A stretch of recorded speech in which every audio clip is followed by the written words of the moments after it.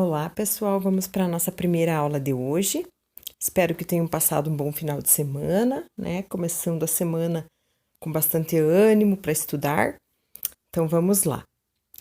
Vamos dar continuidade ao nosso estudo sobre movimento circular uniforme.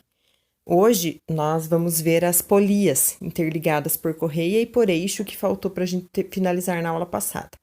Tá? Então, primeiro a gente vai ver ali a respeito das funções do movimento uniforme. Nós podemos associar do movimento circular uniforme, né? Nós podemos associar o movimento circular ao movimento retilíneo. Lembram lá que vocês viram a fórmula do sorvete para o movimento retilíneo uniforme? S igual a S0 mais VT. Isso é característica do movimento uniforme. Quando nós falamos do movimento circular, nós só fazemos uma adaptação. Porque no movimento circular, além de estudar os espaços percorridos, nós podemos estudar os ângulos, já que o movimento é circular e a cada volta ou a cada pedaço de volta que o nosso móvel dá, ele percorre também um ângulo. Então, ali nós substituímos o S por θ, tá? Em vez de espaço, nós analisamos o ângulo. S0 por θ0, que é o ângulo inicial, e a velocidade V, que é escalar, nós substituímos por W, que é a velocidade angular. Ficamos com θ igual a θ inicial mais W vezes T, que é a adaptação da fórmula S igual a S0 mais V vezes T. Tá? Então, é a mesma fórmula.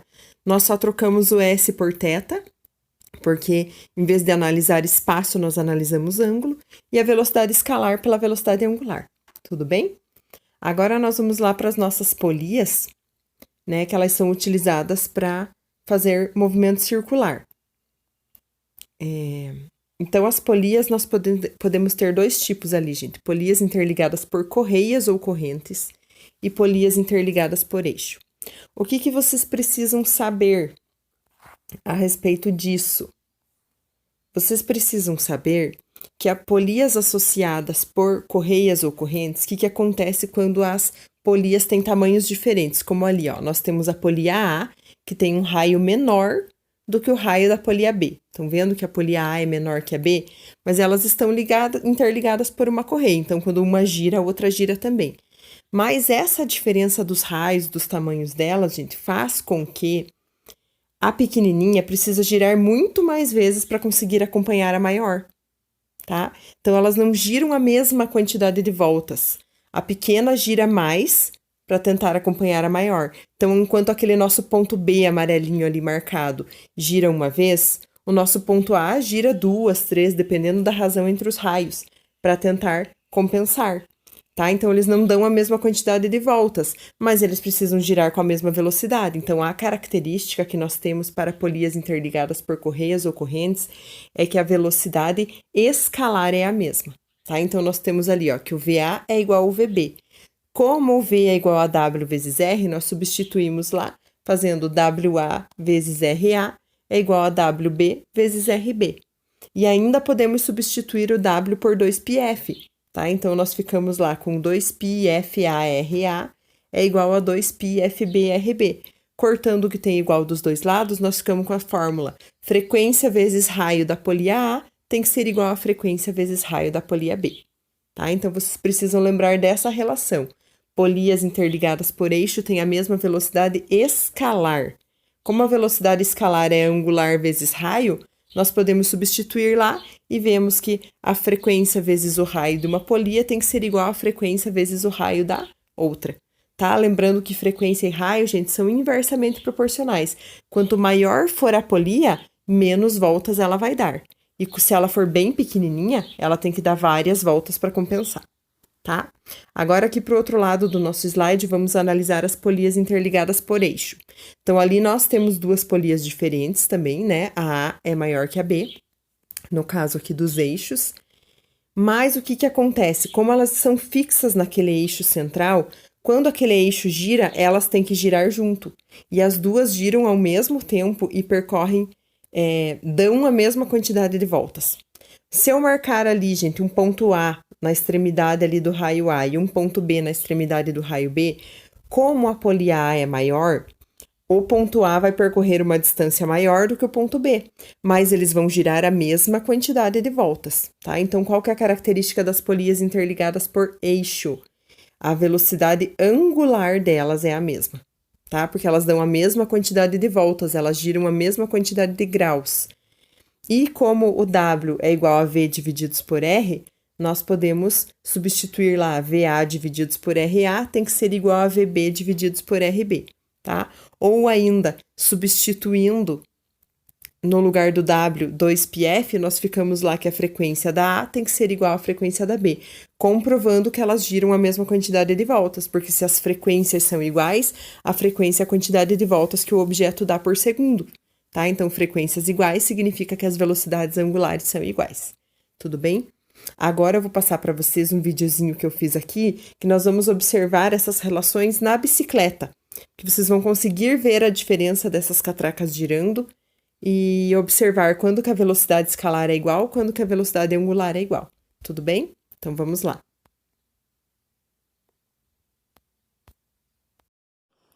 Então, pessoal, nós vamos analisar aqui a bicicleta para entender um pouquinho melhor o movimento circular uniforme de polias associadas por correia e polias associadas por eixo, tá? Eu fiz aqui uma marquinha com uma tinta branca aqui e fiz uma marquinha com uma tinta vermelha aqui, tá? Para vocês poderem observar na hora que gira que as polias interligadas por correia, se elas não são do mesmo tamanho, elas não giram igual, tá? O que que acontece na bicicleta? Eu poderia ter associado essa com aqui também, tá? Mas eu preferi associar com a pequenininha que vai ficar mais fácil de vocês visualizarem. Por que que a bicicleta tem aqui uma polia maior no centro e uma polia menor aqui atrás? Para facilitar na hora de pedalar, tá, gente? Quanto maior for a polia daqui, eu preciso pedalar menos vezes. E aqui atrás, como eu tenho uma polia menor, ela tem que girar mais vezes para compensar. Se fosse o contrário, a polia pequenininha na frente e a grande atrás, eu ia ter que pedalar muitas vezes para minha roda conseguir dar uma volta completa, tá? Então, por isso que é o contrário.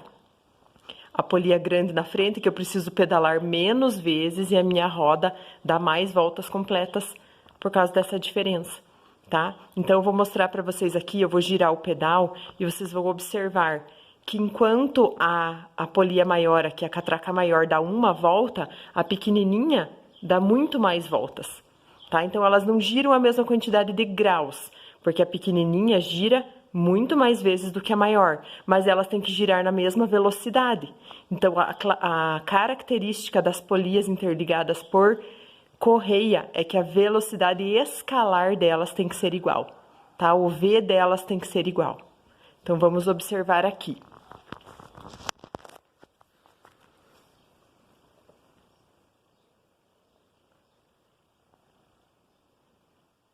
Então, ó, tô girando devagarinho aqui. A gente observou que a nossa vermelhinha aqui já deu uma volta completa, tá vendo? Mas a manchinha branca ainda tá aqui em cima, tá vendo? Ela saiu daqui de baixo e veio parar aqui em cima. Ela ainda não deu uma volta completa, enquanto a vermelhinha já, ó, já passou por aqui mais uma vez. Ó, vou girar mais uma vez pra gente observar.